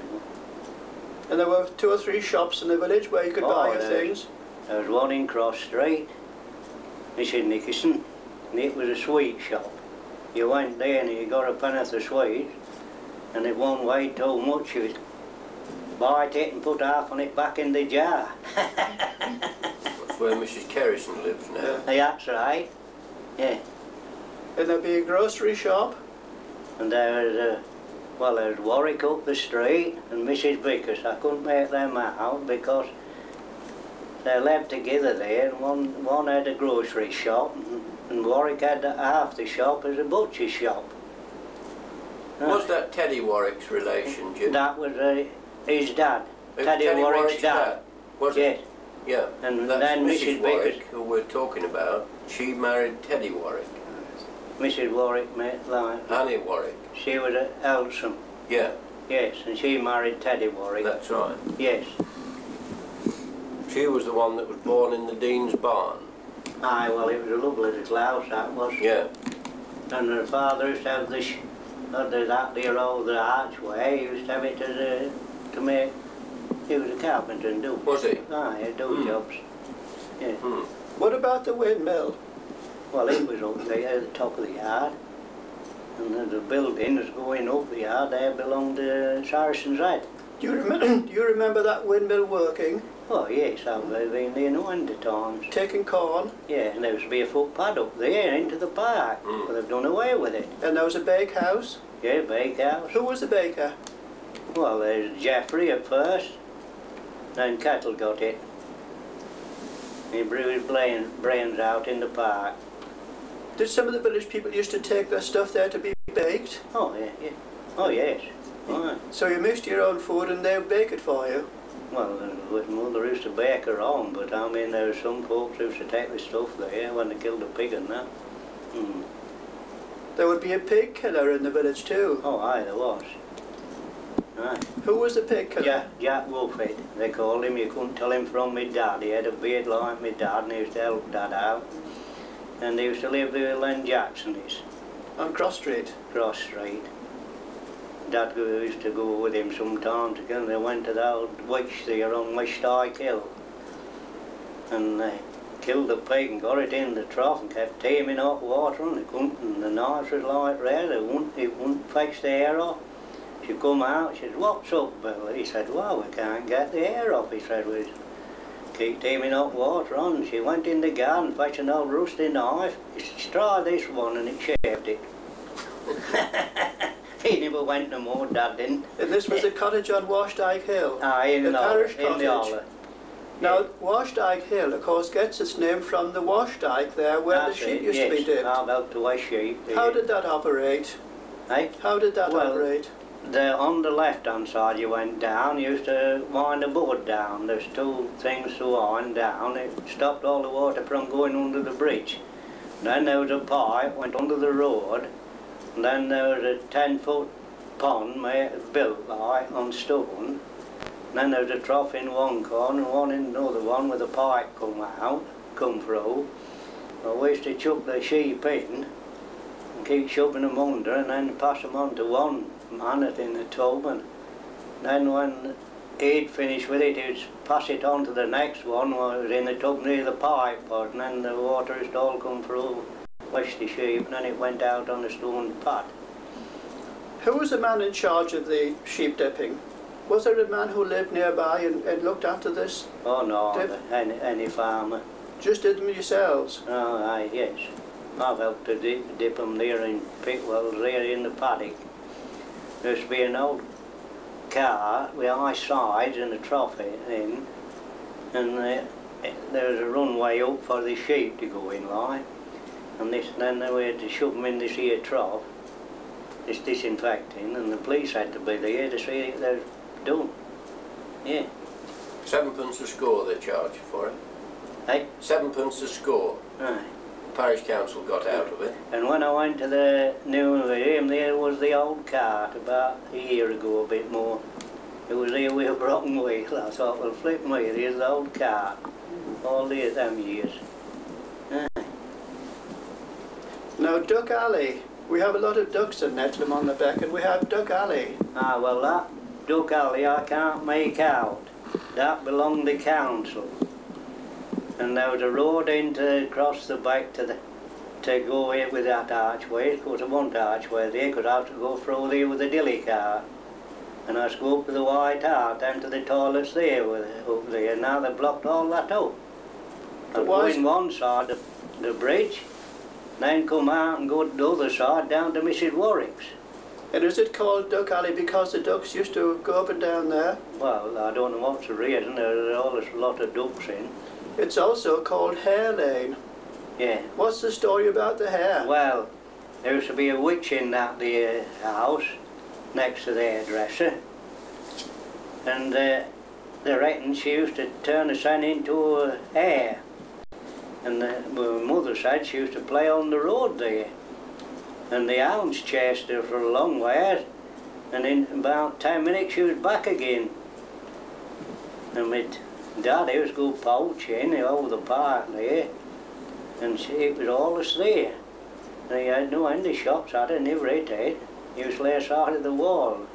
In them fields of Pickwells, from part of the wall was parted Pickwell, what Pickwell is now, in the park. And the road he got to one morning, made her bleed, and he followed the blood through his dad's yard, and then she went in the keyhole. Folks won't believe it, but he said it was true. Now then, how did people get to Lincoln in those days? I suppose a lot of them would have to walk, but there would be a carrier. Well, all the workmen used to walk. 5 o'clock in the morning, because they had to be at the foundry at 6. Yeah, 6 o'clock in the morning. But other people, there would be the carrier cart that went in. There was a carrier's car. One was Ward. He'll have been them cottages where we come out when we went in the big house up the street. Ward went and the road, he died at night. His wife died broken hearted early the next morning. One was 40, another 42. They're just inside the cemetery. Was your father a carrier ever? Yes, during the First War, because they went and claimed his horses. And Robertson let him have 2, but 1 fit to go to war. And that's how I got away from working. When your father was carrier, did he have a place in Lincoln that he used to go on? In Broadgate. In Broadgate? Yes. I forget what pub it was, but he was going. How did he manage the steep hill coming back? Oh, they just come up there. Folks used to ride in it. It was 4-wheel and that was. The other folks used to only have one, like run for, there was only a 2-wheel truck. Yeah. They didn't stop at the pub on the way home then? Everyone he come to. And how did the horses perform then? Well, they brought him home. The horses knew the way? Oh, they used to bring him home and stop. They knew where to stop. Well, the Sykes had the first bus, a Spridley. And it had like them same old chains on an old motorbike used to have, one each side, great big. Chain driven? Yes. And you could hear it coming. You can start to get ready when it was coming up from Dunholme to Scotland. You could get ready and you'd be to Nettleham, but you got ready. Aye. Yes, and then of course there were some others. There was Charlie Trott, he was a famous Charlie Trott, operator. He started at finish. Aye. Boxing Day 1926. Sim started first. He used to live in a cottage up Subbrook Lane, just past the farm, Sims did. He started with a bus and coming from Scotland and there to Nettleham, and they got to such a trade, and Charlie Trott was tatty picking. And he knew he could drive, so he asked him if he got another bus, would he drive it? And that's how Charlie Trott started. And he had a driver named Rand. Yeah. And then he run Sims off then. Yeah. And Mr. Rand was one of Charlie Trott's drivers? He was one of the drivers, yes. Yeah. Hold on, you must have still a lot of relatives about. Yes, well, Dad's sister kept the Black Horse for years. Well, Tom Bowles' mother, my Dad's sister was granny to them, which is my aunt.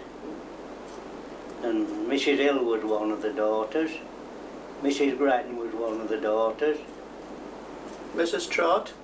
Mrs Trott, she was one of the daughters to one of the Mrs Grattan's was her mother. They're coming out, big house up street as we come out, Grattan's did.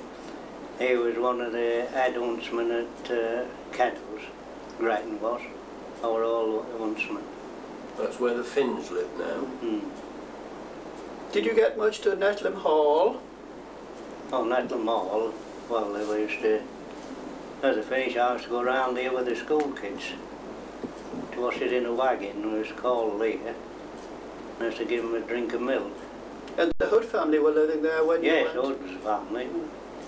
When we was little, we used to be up there tending cows for Bowsers, and we used to shut the gate, waiting on the man coming out with 2 horses in his cab, bringing them out, and then we opened the gate, we got a penny. And then we used to shut them again, waiting while they come back, we got another penny. And then further on from Nettleham Hall, of course, you go to Rise Home. Rise Home. Well, now the college, but it used to be a gentleman's residence. Oh, Captain Wilson was there then. Famous huntsman. Major Wilson's father. And Norman Jubb's uncle, he used to hire 2 of our horses on a Sunday, and old Wilson used to be in charge on drilling them. George Bowles used to go a lot on them. To teach them horse riding? Aye, they was in the Yeomanry then. Used to go every Sunday. Now to get to Rise Home, the road was blocked up with a gate, Well, there was a gate at the top of the Kennel Hill, and then at the other end was 2 iron gates, and you weren't allowed through without you had been on the estate for so much. So that wasn't a public road, it was a private road? No. And there's come from the lodges there to unlock the gate to let you through, but I knocked them down with a load of straw at the finish. And were the foxhounds kept there in those days in the kennels? The kennels, yes. There was a bigger drove then. Did you ever go following the foxhounds at all? Aye, we used to work there, like, Dad used to do all the work for them. Did you ever go out with the foxhounds? No. You weren't a huntsman? No, I was only a kid then. Were you ever a poacher? Eh? Did you ever do any poaching? Oh, I did a bit on a Sunday morning round the allotments and that. You knew how to poach then? Oh. Did you ever have ferret? Yeah, we had ferrets and all that, and dog. Yeah. So you're a man of many parts? We used to go over the Willow Field and all down there, down the steeple there. Yeah. It used to be the old rest field then. How old are you now, Jim? I'm 86 turned. You've had some operations, but you still go out walking? You go to Lincoln to walk and back? Yeah, everywhere. Well, I went up to Yon Farm for eggs in the morning, and I went around the village, and when I come back, come home and cook my dinner, and then I set off for Lincoln in the afternoon. You walked to Lincoln and back? I was a bit tired. Well done, Jim. Thank you very much. I'm never tired.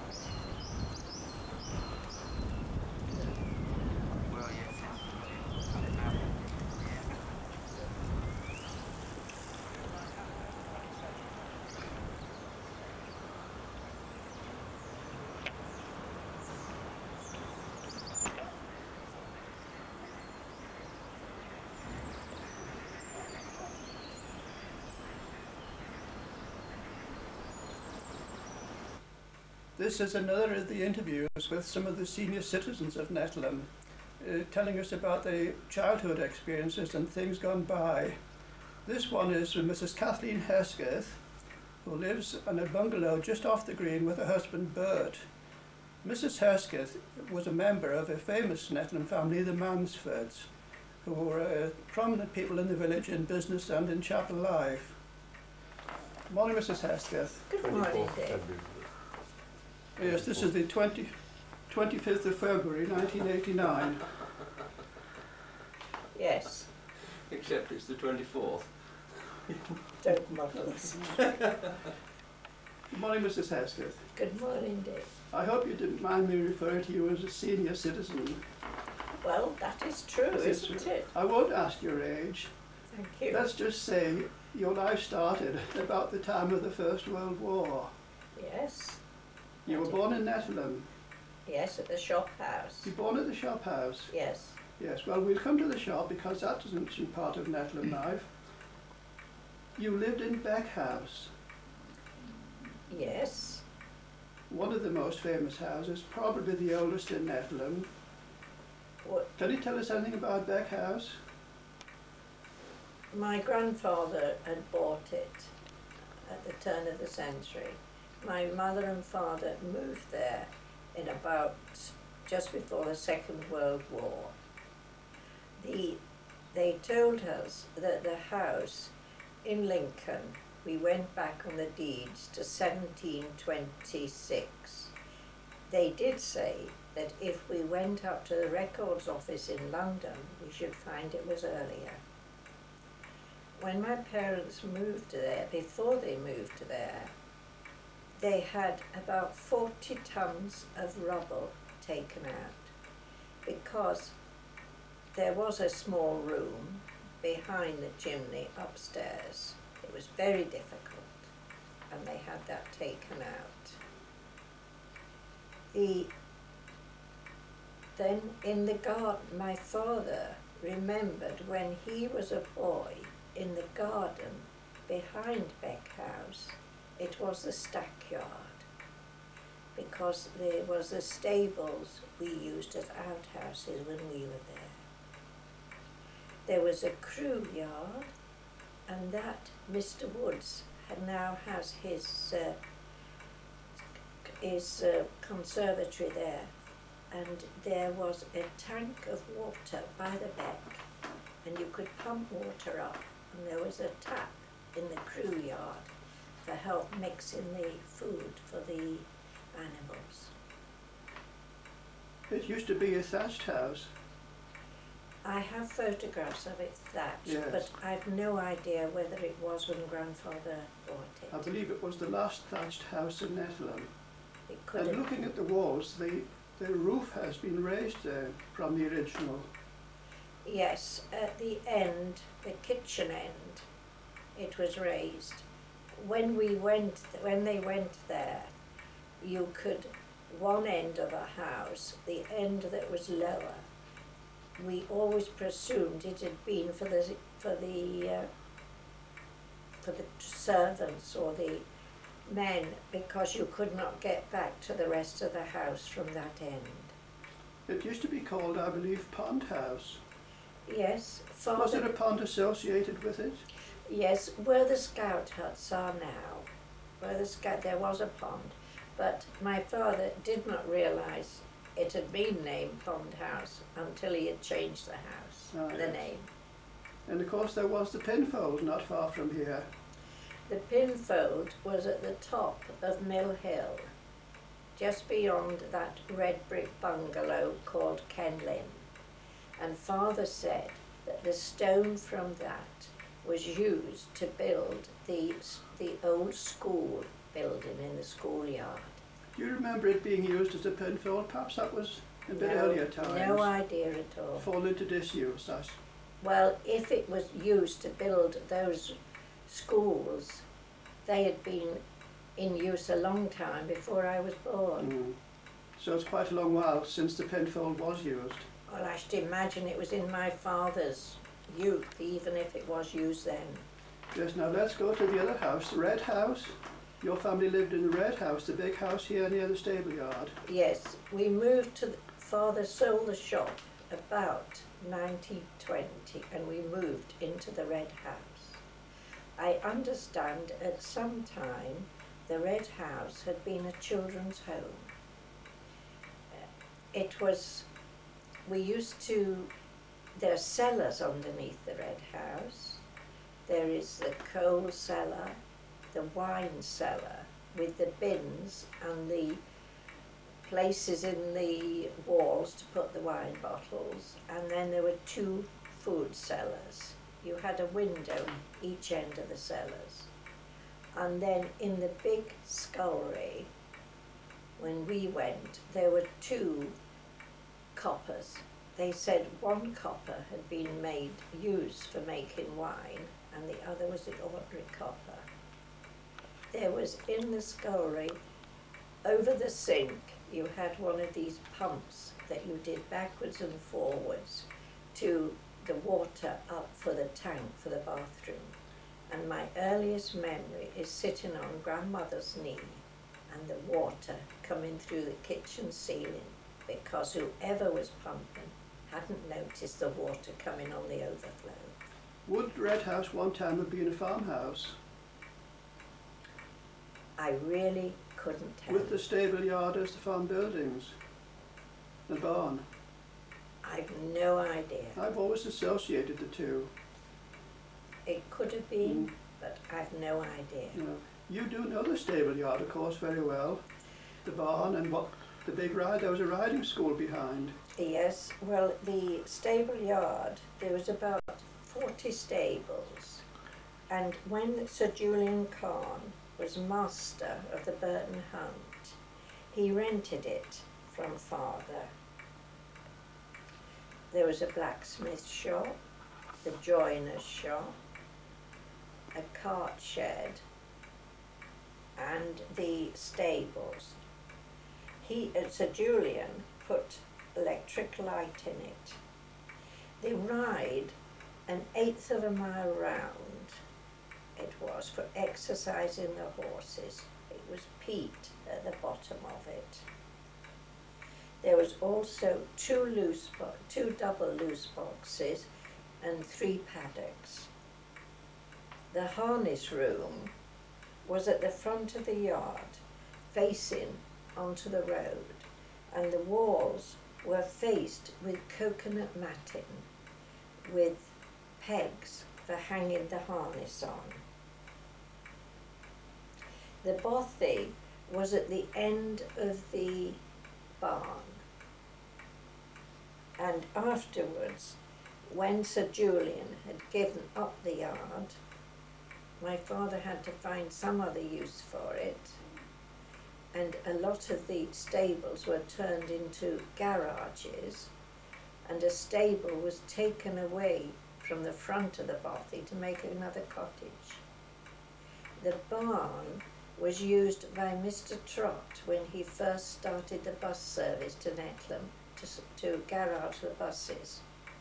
And in front of part of the barn there was a big black wooden shed, and Mr. Lusby used to garage his lorries there, and he had a petrol pump put in the yard for the use of the lorries. In more modern times, of course, the back part of those premises has been developed as a housing estate, but the barn was taken by the district council and made into 4 flats. Yes, that is correct. And the 2 little shops which stood at the front, they've been demolished and replaced by 2 new ones. I've heard that the 2 little old shops at the front, one of them was at one time a chemist shop. Yes, I think it was when we were children. There was a chemist there. Then at one time my mother had a sweet shop there.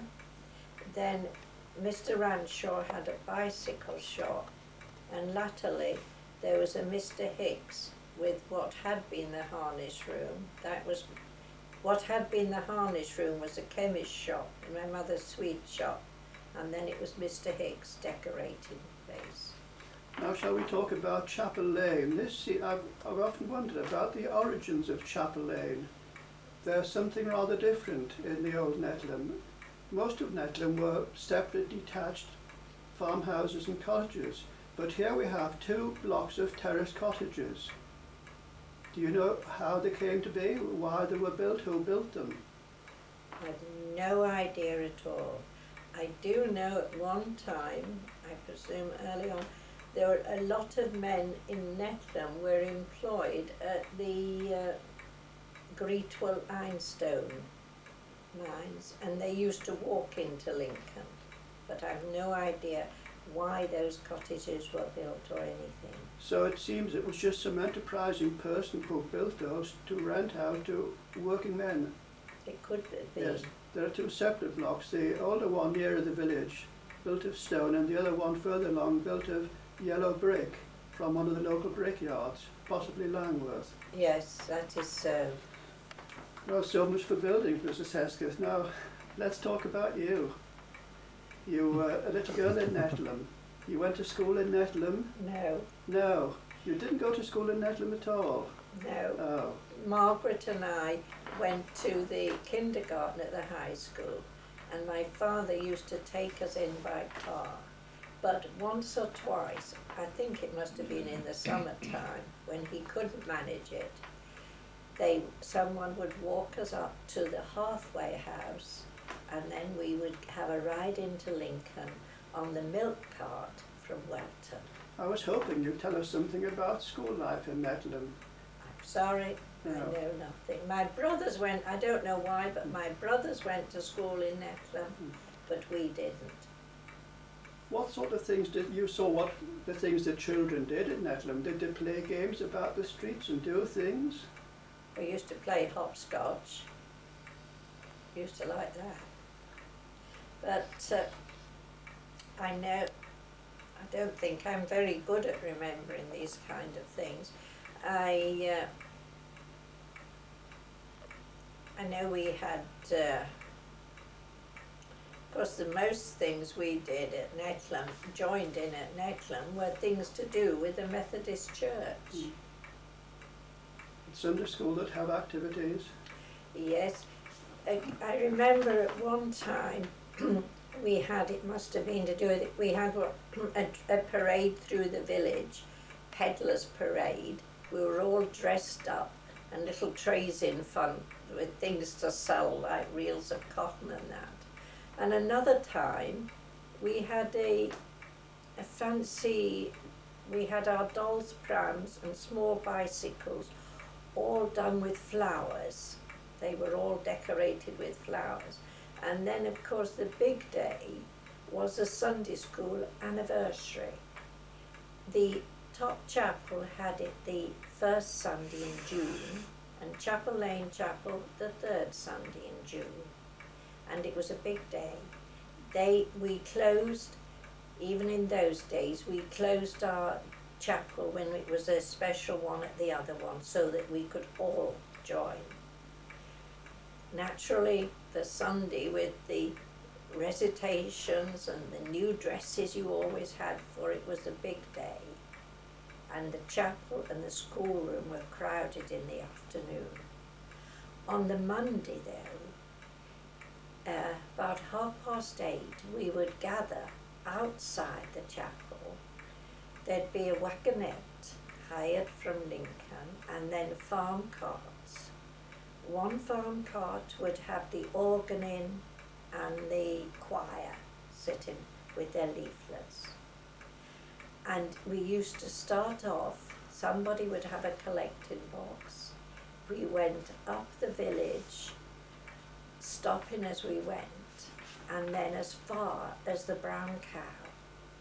When they turned round, and then everybody was urging their driver to get in the front. And we went up to Nettleham Hall, the farm there, then along to where Mr Hudd lives now, and then Mr Gooder's farm, where we would get a drink of milk, and Father would always give us a handful of the ABC biscuits. Then on to Gossy Lane, Dunholme Halt, then down to Nettleham Heath Farm, and we would down Back Lane, and we arrived in the village about 12 o'clock.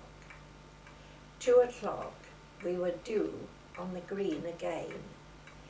Father had bought a kind of truck with wheels on, and he built a flat thing on it with uprights, which was always decorated with coloured crepe paper.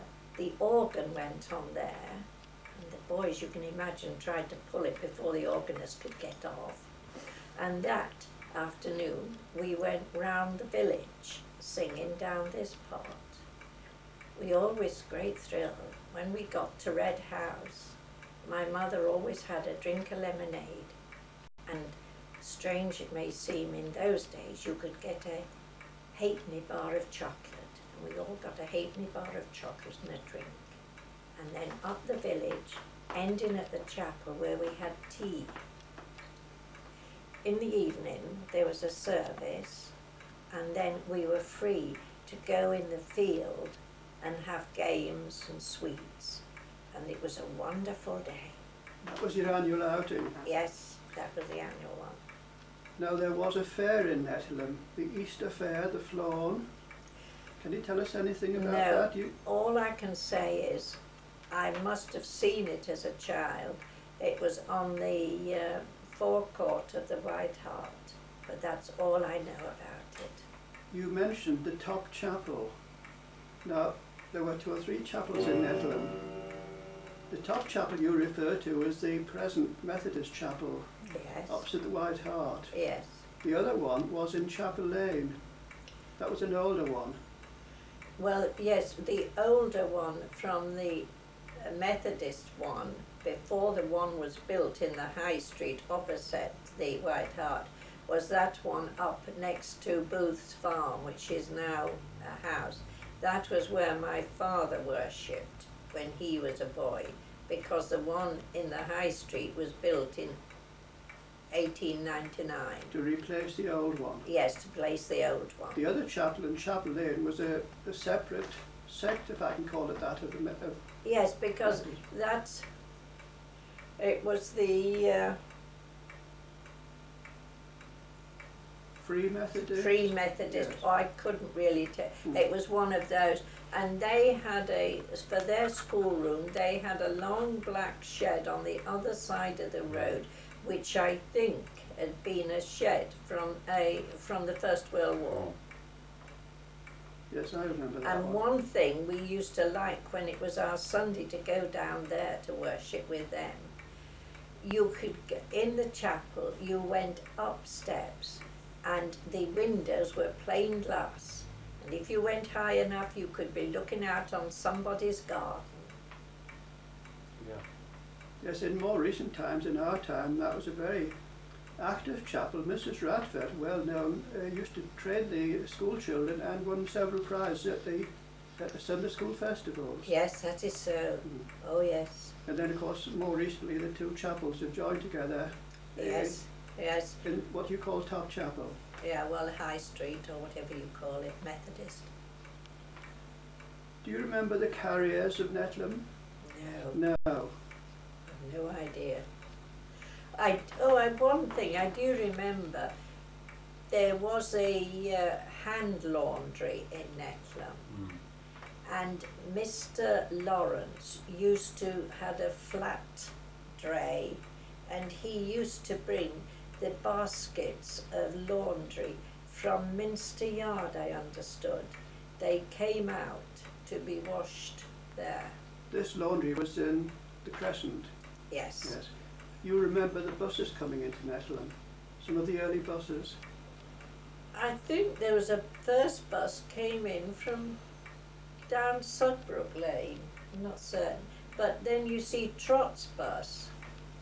Before Trott, I believe, there was a family named Grantham had buses. Yes, there was. And a family named Sykes, who I believe came in from Sprintington, Normanby direction. Sykes buses. I remember those names, yes. But that's all. They were the original buses, and then of course the one that we all know best was Charlie Trott.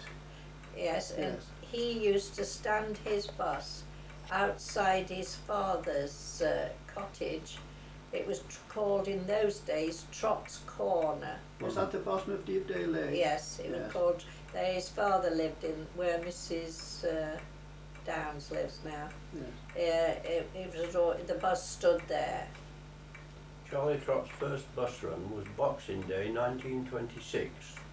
And he went from Nettleham to Sinsselbank football ground. Did he? Yes. That was his very first run. My word. Yeah. Mrs Hesketh, your family were in business in Nettleham, and you remember a lot of the old shops. Perhaps you can tell us more particularly about your family business. What sort of things did you sell? And I have here a copy of a sales list. Oh yes. Which is worth recording. Can you pause there?